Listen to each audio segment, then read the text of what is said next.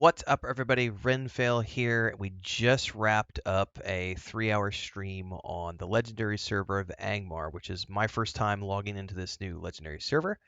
One of the things that I was genuinely intrigued by was the claim that the 64-bit technology for these new servers, the 64-bit tech, had eliminated the lag that we had all come to um, sort of appreciate as a part of Lord of the Rings Online server lag. So it didn't matter where you played from, what kind of rig you had, you were always going to experience hiccuping and rubber banding.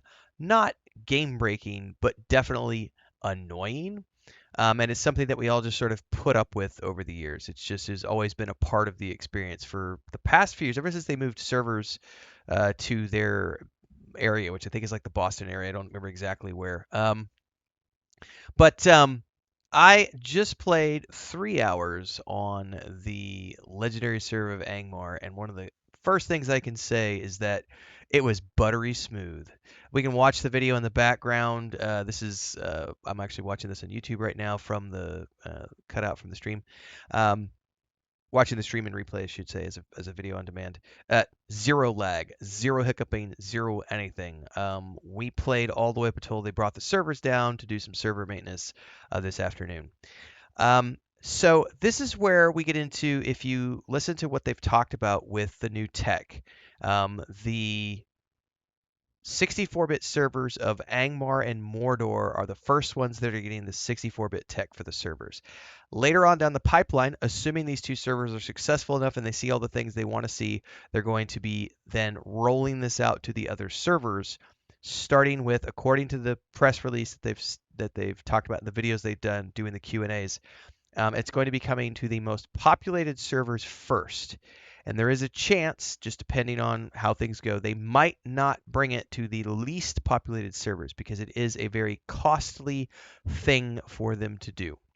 It's a lot of man hours to get the tech working, to transfer everything over. It costs more money to run the 64-bit servers, and they are a niche MMORPG. This is not a massively MMORPG like, say, World of Warcraft, where they have, you know, hundreds of millions of dollars every year. This is a much smaller team. I don't know what the numbers are right now. The last time I bothered to look 2, 3 years ago, they were about 125,000 paying subscribers. So they're still making, ticker tape, but it's just enough to keep the dev team going and doing the regular updates. They have continually added new content to the game. They've done lots of new things with new classes, new races, avatar updates, and everything else. And then now we have the 64-bit technology, which is showcased here on the new legendary servers of Angmar on the North American side of things, and in Europe on the Mordor server. I've not seen the game perform this well in I can't tell you how long. Genuinely very, very impressed with everything.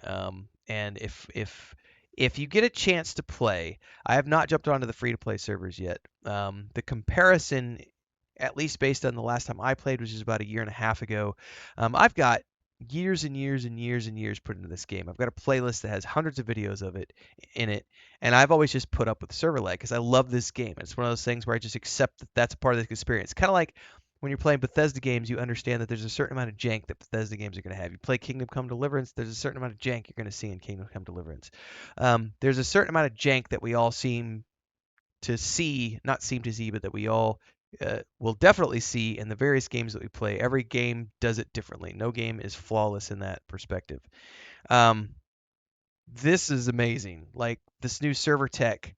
All I got to say here to Standing Stone Games is thank you so much for doing this. This was a great experiment. I hope it works out.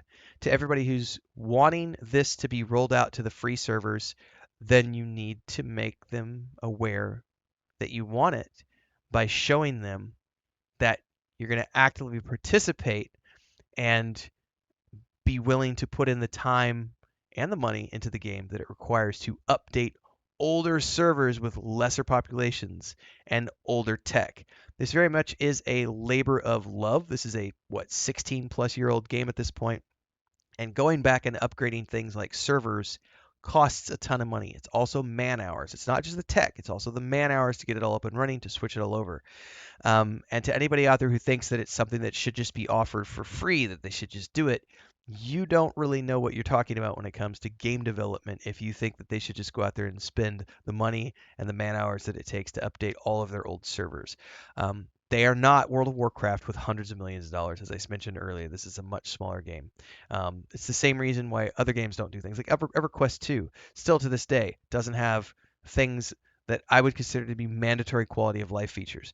And I don't go out there and make demands that they do it because I realize that they've only got about 25,000 paying subscribers, and that's barely enough money for them to put out new expansions every year, let alone run the occasional TLE progression server. So the fact that they have spun up more progression servers for Lord of the Rings Online is a good thing, and B, with the 64-bit tech, honestly, I've been doing YouTube for a while now, full time.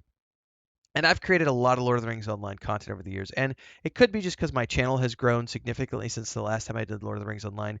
But the reaction over the past like 72 hours to the content that I produce around this has shown me I'm genuinely surprised. I quit counting after like 50 people told me over the last few days that they had come to this. I'm one person. I'm one person with a smaller YouTube channel, and like 50 people have said that they started playing this game on the Legendary server just because of the stuff that I've been promoting. And there are other content creators out there who have much larger audience than I do.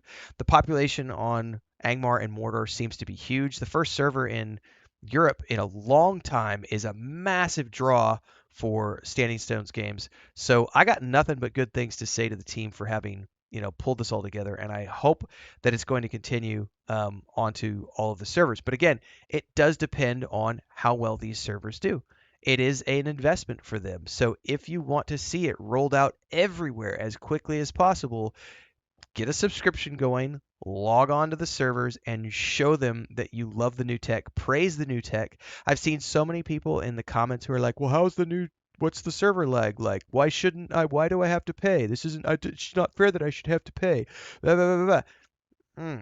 No, that's not how it works. It's kind of like World of Warcraft has said this publicly about like follower dungeons. If you want follower dungeons to ever make it to old content, not Dragonflight and the World Within and new content, if you ever want to see follower dungeons make it into the older content, that's reverse engineering. They have to go backwards to make that work. Then enough people have to be showing an interest in that system for them to dedicate the man hours to go back and do it. And it's the same thing here. If you want them to go back and put this tech everywhere, then show up, support the Legendary servers, get on Angmar, get on Mordor, come join the rest of us who are having fun on these servers. Fresh start. Everyone's here. Low level areas are packed. So many people were commenting today during the live stream that they had never seen the lower level areas with so many people. We had a great time this morning. I started a human hunter, went through the Archit starting area here, and we got to the end into the real world, got to comb, got the crafting quests done, and we're going to be moving on beyond that. So if you want to see me playing or Lord of the Rings online on the Legendary server of Angmar, there's a few things you need to do. First of which is check out the playlist below. There's two. One is for the Angmar server that I'm playing on, and the second one is my general Lord of the Rings Online um, uh, playlist, which has hundreds of videos in it. It's got my Lotro tourism series. It's got my Lotro cooking in real life series there, and all the guides and stuff I've done over the years. I also have the Mondays in Middle Earth podcast that you can check out. And of course, if you're following along the multi-streams here and on Twitch, daily streams happen at 11 a.m. Central Time, and I will be sneaking Lord of the Rings Online into that occasionally, although the main jam right now is No Man's Sky. But it's a variety channel. I play a lot of different games. So check them all out. I may be streaming this in the evenings as well. You never know when I might show up, so make sure to follow along on all the socials and the Discord to get the absolute maximum updates. And I will see everybody in the next one. Buttery smooth. Loving the 64-bit tech. Cannot wait to see more of this across the live servers. Hopefully we'll see you there. Next time, everybody. Stay safe. Happy gaming.